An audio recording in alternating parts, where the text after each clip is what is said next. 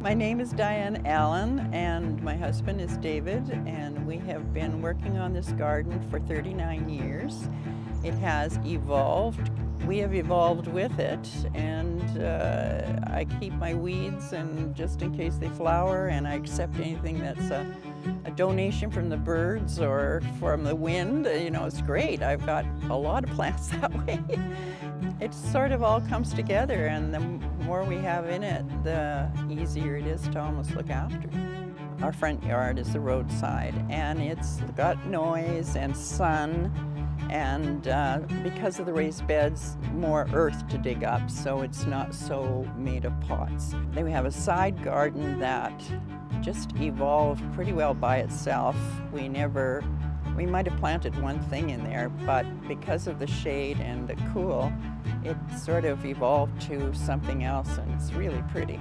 And then the other garden is the backyard, and it has huge trees, Douglas, cedar, everything in it, and maples and all sorts of things. I'm a great pot gardener, and that's because I can't grow things in the ground because of all the roots of the big trees. So moving pots around is great because some plants come out and go woo and they're really big, and others come out and they're barely out of the pot. So you can switch around and you can make it interesting. Yeah. There are a lot of pigs in the garden because we bought a pig in France, and it was a pooping pig. There's actually ceramic poop behind the pig.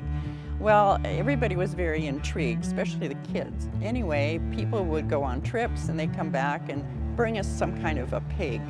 And it just grew, but then it grew awful.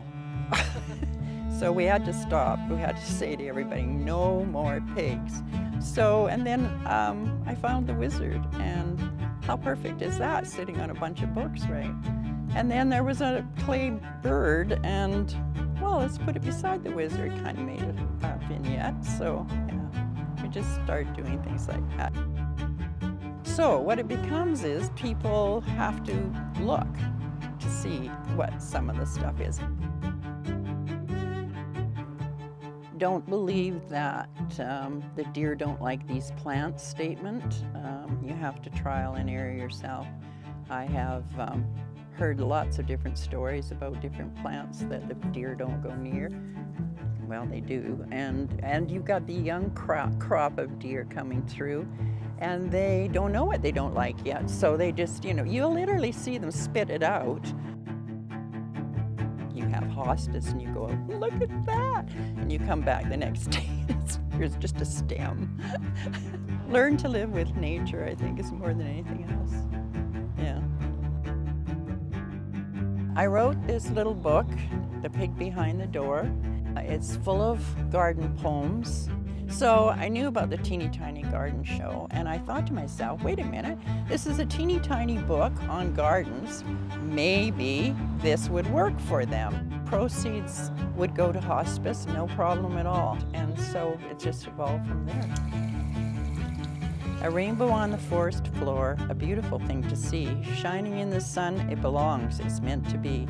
A path of many colors, glitters, shines, and glows. Marbles, stones, and diamonds, sharp on your bare toes. Winds its way through the cedars to the sea beyond, so joyful in the darkness, singing out its song. Thank you for visiting my garden.